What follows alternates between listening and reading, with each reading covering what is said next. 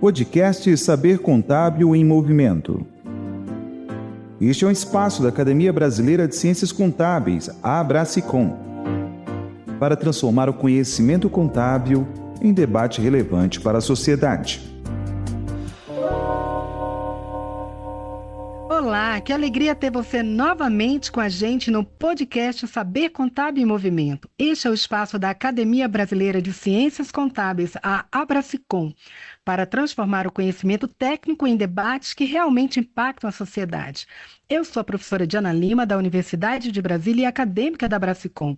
E hoje temos a honra histórica de receber um dos pilares da contabilidade moderna no Brasil, o professor Antoninho Marmo Trevisan, consultor de empresas, educador, escritor, um dos visionários fundadores da nossa academia, alguém que não apenas assistiu à evolução da profissão, mas a liderou com coragem e espírito empreendedor. Seja muito bem-vindo, mestre Trevisan. Poxa, Diana, com uma apresentação dessa, né? Eu fico até pensando, caramba, parece que eu tenho mais de 100 anos, né? É que a gente vai fazendo as coisas, meus colegas e minhas colegas todos que estão aí ouvindo, assistindo, e a gente não se dá conta, né? Como dá para fazer tanta coisa, né? Então eu estou muito feliz de estar podendo estar nesse podcast aí com você, viu, Diana? Pode mandar brasa aí que eu estou pronto. Então, para o tema com o Trevisan, a gente escolheu bem inspirador, como ele é para muitos de nós, falar um pouco sobre a profissão contábil, as escolhas que ele fez e que cada um de nós pode fazer. Então, professor, sua jornada começou muito antes da tecnologia que temos hoje. Olhando para o jovem Antoninho, que decidiu seguir a contabilidade, o que o motivou a escolher essa ciência e qual foi o ponto de virada que fez você perceber que a contabilidade era a chave para grandes negócios e transformações sociais? Olha, Diana, eu falo agora aqui para vocês para lembrar o seguinte: eu apenas me portei como um contador e fiz questão ao longo da minha vida, em debates, em tantas entrevistas nas televisões do Brasil, né, de sempre me apresentar como um contador. E eu logo percebi que isso dava ibope, né? Porque as pessoas não têm o conhecimento que a gente tem, que parece ser tão simples, né? Pensar no débito, no crédito, as origens, aplicações de recursos, interpretar fatos. A gente faz isso naturalmente, mas as pessoas ao nosso redor, sobretudo as autoridades, eles ficam absolutamente encantados e ficavam encantados quando eu falava sobre balanços, né? E eu aí percebi que isso era relevante até para você conquistar a namorada, namorado, né? Era assim uma paixão, né? Porque é aquela história, todo mundo sabe, todo mundo acha que viu, mas ninguém entende o que está acontecendo. E quando a gente consegue dizer isso e falar sobre isso, as pessoas ficam muito felizes pela generosidade que a gente pode ter ao transmitir conhecimento, mas aí é que está o pulo do gato. Não da forma que você sabe, não da forma que você está acostumado, mas da forma que os outros vão te compreender. Eu acho que se eu tiver que sintetizar o que eu fiz na vida, foi falar as coisas da minha atividade, da minha profissão, de maneira que os outros pudessem entender. Isso eu também fiz aprendendo com o próprio nosso colega, poeta, Fernando Pessoa, né? Fernando Pessoa, ele trabalhava no escritório de contabilidade, né? E ele entendia muito dessas coisas. Então, ele tem um texto que eu gosto sempre de dizer para meus colegas, chamado A Essência do Comércio, onde ele conta uma história típica de um contador, né? Quando está a vender, como ele fala, né? Lá em 1926, copos para colocar ovos dentro, para segurar o ovo. E o Fernando Pessoa diz ali que esse mercado era dominado pelos ingleses, quando exportavam isso lá para as Índias, e de repente perderam esse mercado, perderam para os alemães. E quando foram ver os ingleses, porque perderam, né? viram que os alemães faziam a mesma taça para ovos pelo mesmo preço, mas tinha um detalhe que o Fernando Pessoa conta para a gente de uma forma muito espirituosa, né? Os alemães prestaram atenção do tamanho do ovo das galinhas postas pelos Olha só. indianos, não é? E eles eram ligeiramente menores. E os ingleses, talvez com uma certa arrogância, não podemos ter arrogância na nossa profissão, não prestaram atenção no cliente e perderam o mercado. E os alemães fizeram taças apropriadas para os alemães. Eu acho que foi isso que eu fiz, né? Porque o Fernando Pessoa termina dizendo: se você quiser fazer comércio, se você quer se comunicar, olhe os outros como eles são e não como você gostaria que eles fossem. Eu acho que se eu deixar essa mensagem e essa mensagem eu souber transmitir para vocês, eu estarei feliz, porque isso me norteou a vida toda, desde lá, 15, 16 anos, quando eu fui fazer 16, 17 anos, técnico em contabilidade, depois fui fazer ciências contábeis, eu sempre tive presente. Se eu tiver que fazer algum trabalho, eu vou fazer para o meu cliente, de acordo com a capacidade dele de compreender o que eu ali escrevi num relatório ou o que eu disse numa reunião. Professor, o senhor fundou uma das maiores empresas de consultoria e auditoria do país. Quais foram as escolhas mais difíceis que o Antoninho Trevisan precisou fazer para manter a ética e a excelência em um mercado tão competitivo, deixando esse legado que todos conhecemos de credibilidade para a contabilidade brasileira? Olha, primeiro eu fiz minha carreira em auditoria, não é? Quando tinha 20 anos, comecei na PwC, fiz minha carreira e aprendi muito, né? E eu senti a vontade, logo depois de ser promovido a sócio, de iniciar um negócio meu, né? A primeira coisa que eu fui verificar é qual era o mercado, né? Como é que eu iria produzir o meu trabalho de solução para problemas de empresas, porque eu sempre olhei o meu negócio como sendo aquele que iria resolver problemas dos seus clientes. Não me importava se era uma empresa de petróleo, um banco, uma companhia ou um varejo, né? A cada um, eu estudava muito bem o que eles faziam. Por exemplo, eu me lembro de um momento em que eu fui apresentar uma proposta para o Bradesco.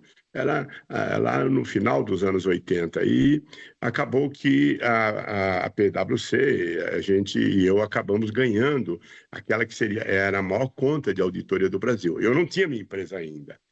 Mas eu, quando fui para o Bradesco, eu estudei tanto o banco, a ponto de o presidente, quando me escolheu a minha empresa para ser a firma de auditor, ele disse: sabe por que eu contratei você? Porque você entende mais do Bradesco do que eu. Pô, então, meus Olha caríssimos, só. sabe, Diana? Pô, o cara vai para o cliente, vai fazer uma proposta. Eu estudei pra caramba o que aquela empresa fazia. E não tinha essa facilidade do Google, que hoje você clica. E Sim, tem colegas que eles chegam no cliente, na empresa, aí eles perguntam: o que é que você faz mesmo?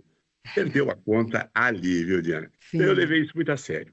O segundo ponto foi contratar pessoas extremamente competentes e muito melhores do que eu.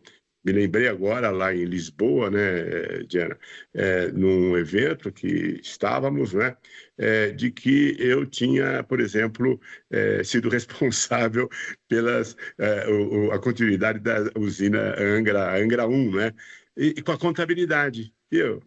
Naquela reunião, lá em 1986, né, eu, diretor da SEST, secretário da Secretaria das Estatais, o presidente da República, então, José Sarney, me chamou para eu indicar a eles, né, ou a ele, qual das 3 usinas a gente tinha que dar andamento. E aí é que está a questão. Usina nuclear, do que eu, contador, entendo? Eu não entendo nada de energia nuclear, mas eu entendo de balanço, de estágio, de programação, que eu fui estudar. Qual era das 3 usinas a que estava mais à frente, né? Fui estudar os balanços e era a usina Angra 1. Foi baseado nisso que eu, então, dei a minha opinião. sempre procurei, na minha opinião, baseado no meu conhecimento contábil. Pois é, eu sempre falo em sala de aula, sabe, professor, que contra fatos não há argumentos, né? Então, você, com a base na documentação, no seu conhecimento, na análise dos balanços, você deu a resposta que o tomador de decisão precisava naquele momento e fundamentada, né? Então, é a beleza da nossa profissão, sem dúvida nenhuma. Como um dos fundadores, professor da Abracicom, da nossa Academia Brasileira de Ciências Contábeis, qual era o sonho original de vocês ao criar a academia, né? Porque todo mundo, nossa, a nossa academia ainda não é tão conhecida como a Academia Brasileira de Letras, né? Então, quando ele fala assim, nossa, eu faço parte da Academia Brasileira de Ciências Contábeis, pensa, uau, né? A nossa beca é linda, maravilhosa. Quem tiver a oportunidade, entra no site da Abracicom, vocês vão ver o nome dos nossos acadêmicos, pessoas ilustres, né? Ao longo de toda uma trajetória em prol da profissão. Mas só sente ali que a produção de conhecimento contábil no Brasil hoje está alcançando o patamar que vocês idealizaram lá atrás? Olha, Ana, eu entendo que sim, viu? Eu até aproveito para contar uma historinha, né? Num encontro da Abracicom, lá no Conselho Federal de Contabilidade, acho que foi 2020, talvez, imediatamente antes da pandemia, a gente convidou o ministro Gilmar Mendes para palestrar, né? E eu fiz a dupla ali com ele aquele anfiteatro, né, do Conselho Federal em Brasília, e às tantas eu perguntei para ele, ministro Gilmar, por que vocês usam aquela capa preta, né? Aí ele falou de bate e pronto, para parecermos mais inteligentes do que somos, né? Olha só. Ô, pessoal, vocês imaginam você ser membro da academia, a hora que você coloca aquele peleirinho vermelho aqui, o ruge, né? Você fica mais inteligente do que você de fato é, né? Então, a academia, Diana, ela foi um pouco nessa linha, né? Quando lá o professor Antônio Lopes de Sá, que o ano que vem faria 100 anos, né? Que era uma graça de pessoa, quando ele me procurou, havia a academia, mas ela era totalmente informal, né?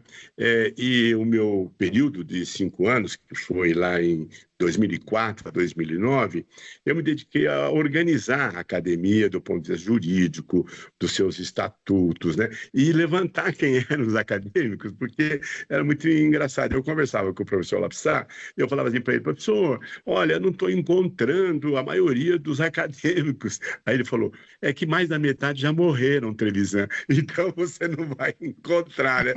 Aí eu disse para ele, mas o professor, e como é que nós não temos as atas aqui? Ele falou, meu querido, ele era muito carinhoso, né, o professor Lapsá, né? Ele disse assim, meu querido, é que o nosso vice-presidente teve um AVC e faz 20 anos que a gente não renova, né? Porque ele não pode assinar as atas. Olha Veja que só. graça, né? Ele acabou morrendo e aí eu dei andamento e toda a preocupação foi de ter um ambiente onde se pudesse discutir a ciência contábil, mas de forma que todos compreendessem. Esse foi a gente tinha uma preocupação enorme, né, de que era um centro de saber com as pessoas mais, eu vou falar aqui, né, mais capazes do país, que pudessem contribuir, colaborar generosamente para os outros, mas com esse princípio, não um ambiente acadêmico onde as pessoas falam de si para si. Eu penso, Diana, que a gente tem que fugir disso, porque essa, às vezes, é a desgraça de uma profissão. Falar de você para você.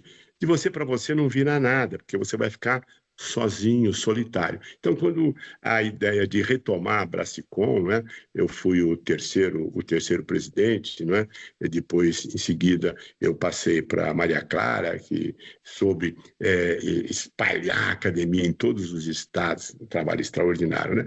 Meu trabalho foi singelo, foi de organizar juridicamente a academia. E penso que nós, os contadores, a comunidade, nós temos exagerado até no debate, né? Eu não sei se muitas vezes o subjetivismo que se quer mostrar e que se trabalha, ele tem levado as pessoas a se afastarem um pouco do que é a contabilidade do que pensam os acadêmicos, né? Nós nunca podemos perder o senso de realidade. Saber se as pessoas estão entendendo os nossos pareceres, os nossos balanços, né? Depois, se você me perguntar, eu conto a experiência agora no Senado Federal, lá na Comissão de Economia, né? Para onde nós fomos convidados a falar um pouco sobre o papel do auditor no caso do Banco Master. Professor, uma das características da nossa academia realmente, ela não é só formada por mestres, doutores e pós-doutores, né? Então, nós temos aí no hall de acadêmicos profissionais de grande destaque que souberam deixar um legado aí para os jovens, para as nossas novas gerações de contadores. Então, realmente, uma academia diferenciada, que ela não reúne só apenas acadêmicos, aqueles de carteirinha, né, professores universitários, pesquisadores, mas reúne realmente grandes nomes que deixaram um legado aí para a nossa profissão. Então, de novo, convido aos nossos ouvintes, né, conhecer um pouco mais de como é a Abracicom, de como a gente trabalha. A gente não tem só esse podcast, a gente tem várias iniciativas e em cada estado do Brasil nós temos uma academia, né? Então, eu faço inclusive parte aqui da Asicom DF, que é a Academia de Ciências Contábeis do Distrito Federal. Então, o nosso colega, contador ouvinte, né, procure também conhecer a academia do seu estado, né, se aproxime dela, né, e entenda aí quais são os nomes, as grandes referências dessa academia local. Professor, o senhor sempre também circulou com maestria ali pelo setor privado. Qual seria o seu recado aí para o contador que deseja deixar de ser apenas um gerador de guias para se tornar um consultor estratégico e conselheiro de grandes CEOs, né? A gente sabe que o contador está ali, junto sempre com os principais tomadores de decisão. Pergunta sua muito, muito legal. Essa daí, porque me remete a quando eu comecei lá em 1983 com a minha empresa, né? Eu procurei estar onde estão os empresários, onde estão os analistas de mercado. Então, eu passei a escrever muitos artigos na antiga Gazeta Mercantil, Estadão, Globo, e isso me apresentava para a comunidade e elas se sentiam à vontade a me procurar. Então, eu digo assim para vocês, não adianta você ficar, não é, aí no seu escritório fechado ou apenas conviver com o mundo da contabilidade, né? Por quê? É importante, você nunca deve abrir mão disso, mas jamais esqueça onde é que está o seu cliente, onde é que está o seu ambiente. Não importa se é uma federação de indústria, ou do comércio, ou da agricultura, trate de frequentar, porque ao estar lá presente, você se torna conhecido. Ou de outra, como é que vão conhecer o seu trabalho, Diana? É assim que eu fiz. Ralava programas de rádio, dezenas, centenas eu fiz, né? Eu acho que eu tenho mais horas de TV Globo que o Jornal Nacional, aqueles apresentadores, tanto que eles me chamavam. E uma vez, uma jornalista, né, ela foi instada por um colega nosso, isso lá em 1986, 7, 8, né? Porque que ela só procurava a mim para responder às dúvidas que ela tinha. Ela disse uma coisa que eu nunca esqueci. Ela disse assim para ele, olha, é porque quando o Trevisan fala, eu entendo, e quando você fala, eu não entendo nada. Olha só. Olha, Diana, que aprendizado que a gente tem, né? Poxa, e isso abriu espaço para clientes, né? Livros, por exemplo, também. Eu leio um pouco de tudo. Eu estou, agora, por exemplo, lendo essa aqui, ó. Uhum. Olha, é o nosso uma biografia lá do Lupicínio Rodrigues, do né? Lupicínio Rodrigues. Uma delícia, né? Esse outro aqui, ó. Histórias, até eu separei os 3 que eu estou vendo. Histórias não contadas da tecnologia bancária no Brasil. É aquela história, né? Para ser inspirador, né? A gente sempre se alimentando de novos conhecimentos, né, professor? Noto Professor, embora a frequente. sua base aí seja empresarial, o senhor sempre defendeu a transparência e a cidadania. Então, que mensagem o senhor deixa aí para os contadores do setor público que, assim como eu, lutam para que a contabilidade seja um instrumento efetivo de controle social e combate à corrupção? Bom, primeiro, usar a terminologia que todos entendam, todos entendem. Eu sou um crítico de termos como resultado nominal, eu acho que não quer dizer nada, né? E quando eu fui secretário das estatais, lá em 86, 1986, 87, eu também percebi, não é, a relevância dos contadores públicos e dos meus colegas que praticavam o orçamento público, né? E nesses debates eu também compreendi que a peça mais importante do país é o orçamento público.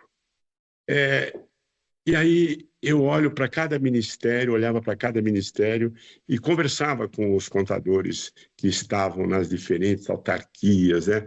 E nós debatíamos muito como é que a nossa ciência ia chegar para a sociedade, né?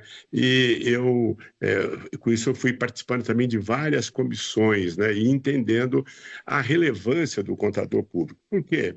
Porque a democracia não sobrevive sem a contabilidade pública. Quanto mais oculta ela estiver, mais ela vai ser um terreno para os ditadores, não é?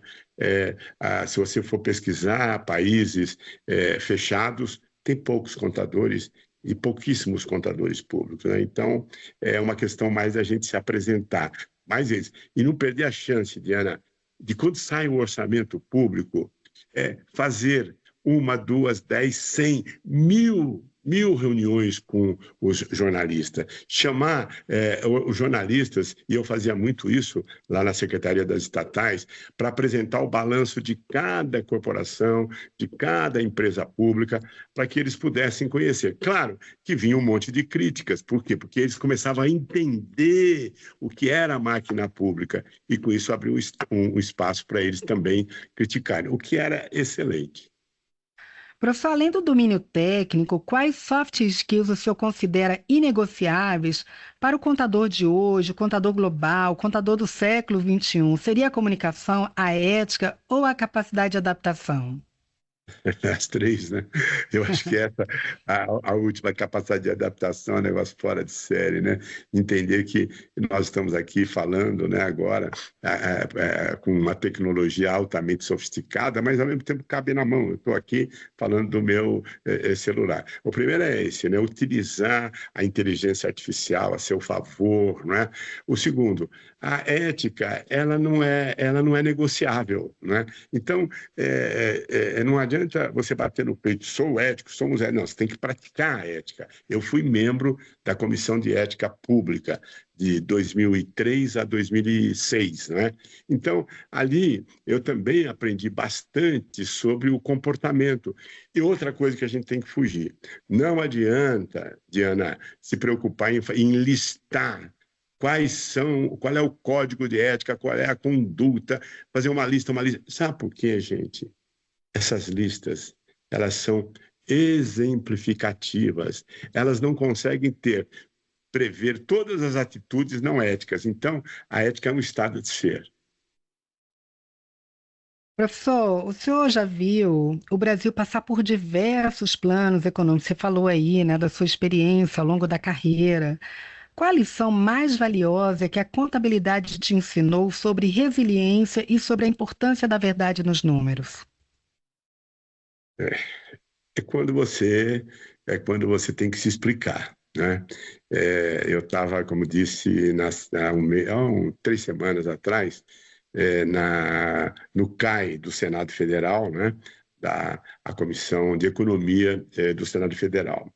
E a hora que você está à prova, a nossa comunidade estava à prova, porque os balanços saem, as empresas quebram, ou fraudes se sucedem, e aí sempre o culpado é o contador. Então, quando você se expõe, que nem foi ali, o senador Espiridião Amin fez uma pergunta muito relevante. Ele disse, e eu estava lá como convidado, naturalmente, né, como contador para poder ajudar a explicar o que aconteceu no Banco Master, né?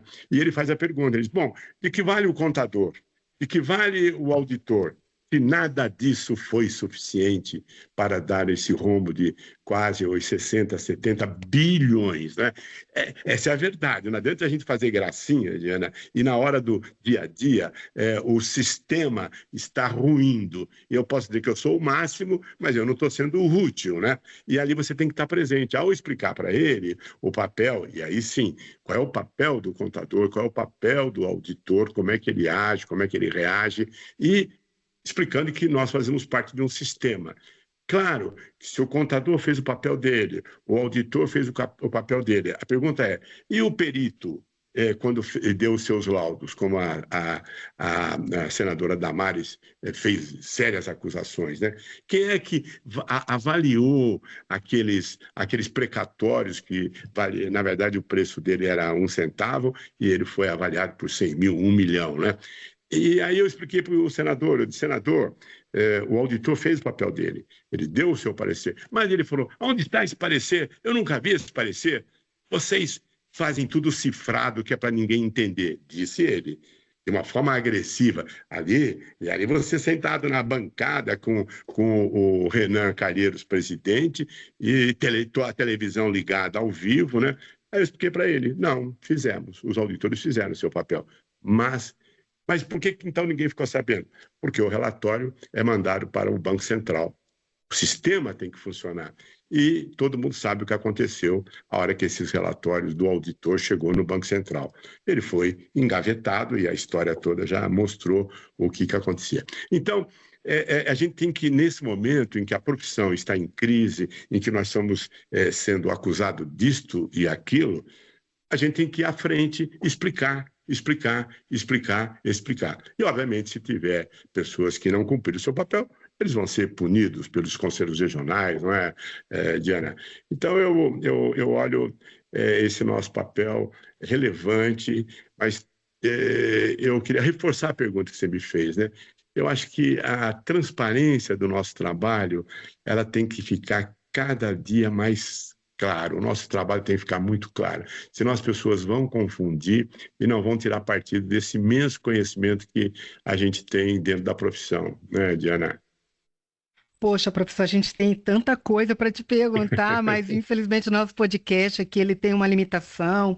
Eu queria encerrar aqui para a gente fechar com chave de ouro. Queria que você compartilhasse aqui com os nossos ouvintes qual a escolha que você fez que recomendaria que todo contador fizesse para ter uma carreira tão longeva e tão respeitada quanto a sua, professor? Eu acho que é se interessar por uma variedade de coisas, né? Se interessar por artes, se interessar por aquilo que mexe com a humanidade, se interessar pela geopolítica. A nossa profissão, ela dá para a gente um conhecimento, uma base formidável, né? E não foi por outra razão que Luca Pacioli era amigo de Leonardo da Vinci e trocavam figurinhas. Então, eu digo assim, nós não somos técnicos, não é?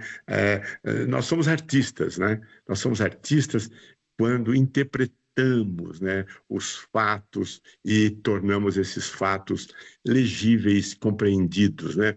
Eu acho que, veja que eu não consigo muito fugir, né, Diana, porque foi isso que eu fiz a vida toda, né? Quando o ano passado eu recebi o colar do mérito do Tribunal de Contas da União, o TCU, o ministro Ananias disse, né, que estavam entregando aquele colar para mim porque eu tinha sido um grande difusor da ciência contábil e que eu fiquei muito honrado. Acho que o que eu fiz a vida foi difundir esse conhecimento e permitir que as pessoas pudessem utilizar melhor os balanços das companhias e do país, Você me sobretudo. recordou, professor, quando eu ainda fazia o meu curso técnico, depois minha faculdade ali no início, e eu lembro que existia uma discussão em sala de aula, eu estou falando de mais de 30 anos, né? A contabilidade era arte, ciência, o professor Jorge Katsumi ama na disciplina de teoria de contabilidade ali do mestrado e doutorado, levantou essa discussão, né? E sempre ficava assim, a gente é arte, porque durante séculos, milênios, né? Foi feita essa discussão da arte, você relembrou essa relação do Luca Pacioli ali com o Leonardo da Vinci, né? E eu sempre acho que as duas coisas, sabe? Eu acho que sim, tem muito de arte e tem ciência, né? Então é uma belíssima profissão. Eu sou também uma expoente apaixonada como você. E é muito legal a gente transformar também os nossos jovens, nossos pesquisadores, atrair mais gente aqui para também compartilhar todo esse conhecimento. Então, de fato, é uma das profissões mais relevantes do país, que faz a diferença na vida das pessoas, na vida das empresas e na vida dos governos, né, professor? Diana, não é à toa que eu acabei fundando também uma faculdade. Eu tenho muito orgulho da nossa escola de ciências contábeis, uma das que mais aprova, né? Totalmente digital. Você que está em Roraima, no Acre, no Rio Grande do Sul, você pode estudar com a gente. Isso talvez o meu maior legado, né? Ter conseguido criar uma escola 100% digital e formar os melhores contadores por um ticket tão baixo, né? E isso me deixa muito feliz. A gente fez a semana passada a colação de grau, era uma delícia, né? Você vê alunos do Amazonas, do Ceará, da Paraíba, do Rio Grande do Norte, todo mundo ligado ali, né? Eram quase 200 e poucos contadores que a gente forma por semestre, né? Então, a tecnologia está aí ao nosso favor, né? E o conhecimento é o que faz um país ir para frente, né? A ciência, a hora que você junta a ciência, a hora que você junta a arte, né? E a hora que você imagina que dois gênios, né, que criaram isso, Luca Pacioli de um lado, o Leonardo da Vinci de outro, e que nós, os contadores, fomos responsáveis pelo homem vitruviano, né? A obra-prima do Leonardo da Vinci, que dividia esse conhecimento com o Leonardo da Vinci. Então, o Luca Pacioli e o Leonardo da Vinci, é assim que eu me vejo, andando pelas ruas de Firenze, né? Como se tal fossem eles, né? Muito inspirador. Professor, então, mestre Trevisan, ouvi-la receber realmente uma aula de história e de futuro ao mesmo tempo. Muito obrigada por sua generosidade, por tudo que o senhor construiu para a nossa classe. Eu tenho certeza que nossos ouvintes vão se deliciar ao ouvir esse podcast. E aí, passando uma mensagem final, sua mensagem final, uma breve mensagem, né? A gente já ultrapassou, peço desculpas aos nossos ouvintes, mas não é todo dia que a gente tem aqui o Trevisan falando com a gente, né? Sua mensagem, professor, para a gente encerrar aqui o nosso podcast. Se orgulho de ser contador, é muito legal, gente. Eu me divirto há mais de 50 anos, eu conheci o mundo por causa da ciência contábil. Tenho amigos e clientes que até hoje são meus amigos. Então, olha, se orgulham, exercitem a ciência contábil, participem das organizações profissionais. Eu nunca deixei de participar, a partir dos 16 anos de idade, do Sindicato dos Contabilistas, do Conselhos Regionais, naturalmente, né? E de todas as entidades, que isso aqui fortalece uma profissão e dá a ela a coragem para discutir qualquer tema e assim ajudar o nosso país. Obrigado, Diana. Obrigada, professor. E você, ouvinte que nos acompanhou, não perca a nossa próxima edição do podcast Saber Contábil em Movimento. A contabilidade é a linguagem que conecta mercados e nações. E a Abracicom é o seu ponto de conexão com essa evolução. Até breve. Você acompanhou o Saber Contábil em Movimento. Abracicom, do conhecimento à prática que transforma.